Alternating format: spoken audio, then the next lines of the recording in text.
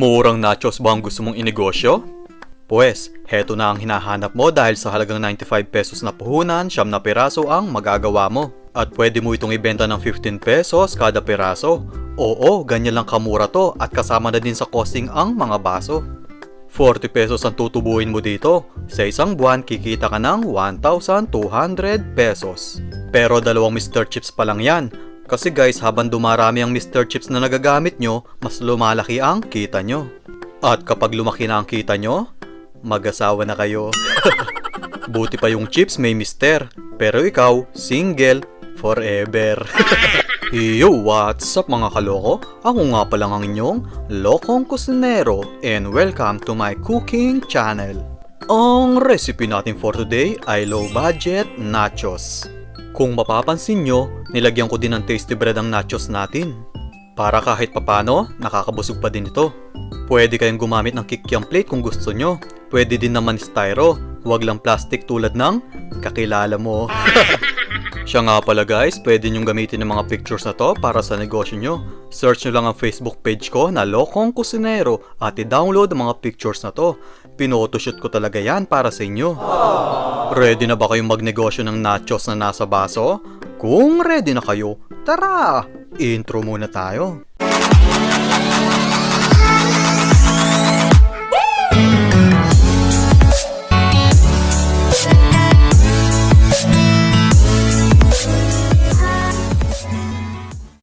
Kung bago ka sa channel ko, please click the subscribe button and the notification bell icon para ma-update kayo sa susunod nating mga video.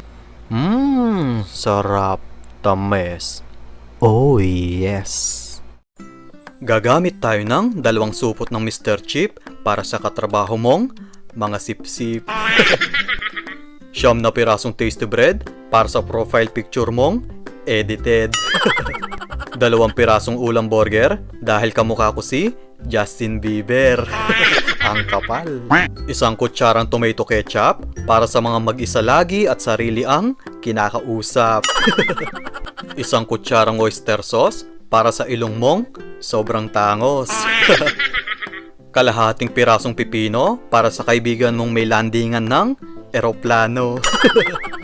1 kutsarang mayonnaise para sa mga naliligaw kahit naka-waste.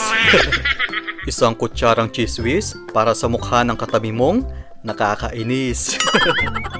Gagamit din tayo ng mantika sa pagpirito para sa kapitbahay mong mahilig mag-imbento. Gagamit din tayo ng asin dahil ang hindi mag-subscribe sa akin ay mamalasin. At kalahating kutsaritang paminta para sa mga naliligo habang kumakanta. Ang complete list at presyo ng ingredients ay nasa dulo ng video. So ngayon guys, hiwain na natin ang pipino, pero kalahati lang ang gagamitin natin dito. Di ko to babalatan para mapanatili ang lutong ng pipino, tsaka mas nakaka-attract yung kulay green na balat nito. Then, hiwain natin to into strips. Tapos, hiwain ulit natin to into small cubes naman.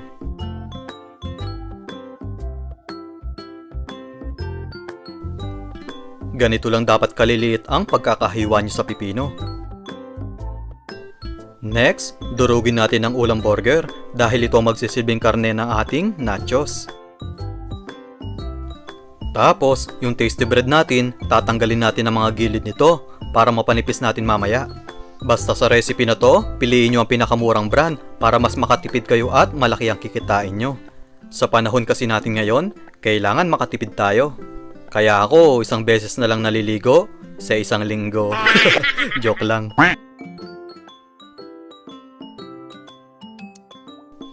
Next, panipisin natin ang tasty bread gamit ang rolling pin.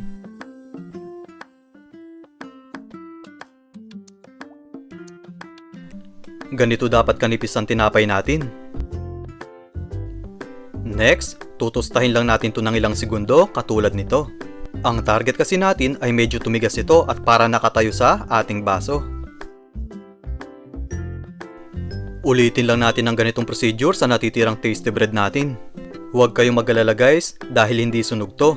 Ganito lang talaga ang itsura kapag medyo tostado. So, heto ng mga tasty bread natin. siyam na pirasong ating gagamitin. Magpainit na tayo ng isang kutsarang mantika para makapagpirito na tayo. So kapag mainit na, pwede na natin ilagay ang ulam burger. Lulutuin natin to hanggang sa mag-golden brown ng ating patty. Guys, kailangan natin paghiwa-hiwalay nito hanggang sa magmukhang giniling ang itsura nito. So okay na to. Ilagay muna natin sa strainer para matanggal ang excess oil. Next, ibalik ulit natin to sa ating lutuan para malagay natin ang mga iba pang ingredients. Then, ilagay na natin ang oyster sauce. Isunod na din natin ang asin. At kalahating kutsaritang paminta. So, haluin lang natin ito mabuti para ma-distribute ang ating mga ingredients. Tingnan nyo naman guys, oh, nakakataka mga tsura nito. Okay na to guys, ilagay muna natin sa strainer para matanggal ulit ang excess oil.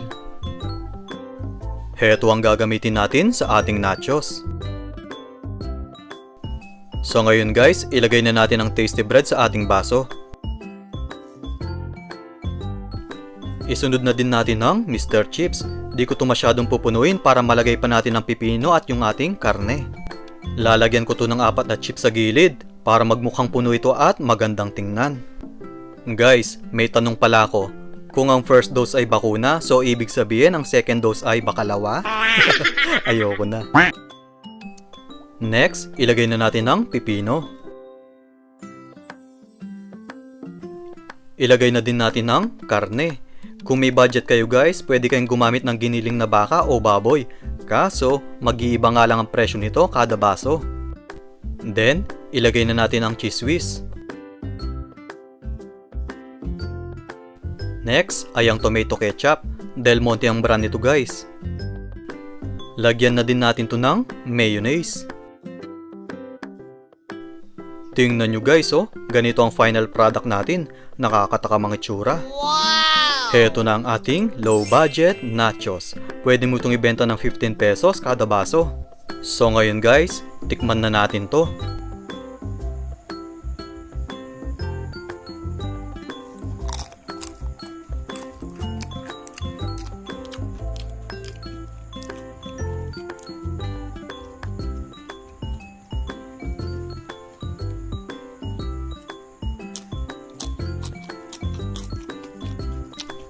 Grabe, napakasarap talaga. Mga kaloko, tip ko lang sa inyo, kapag nagnegosyo kayo nito, tuwing may bibili, dun nyo lang ilagay ang mga pipino at karne. Kasi kapag nag-stock kayo ng ganito, kukunat ang Mr. Chips nyo. Kaya ang mas maganda, on the spot yung iserve sa customer nyo para mapanatili ang crispy nito. Kung nagustuhan mo ang recipe ko na to, palike naman itong video ko at pasubscribe na din sa channel ko para ma-update kayo sa susunod na recipe na pang negosyo. Mag-comment na lang din po kayo sa baba para ma-shoutout ko kayo.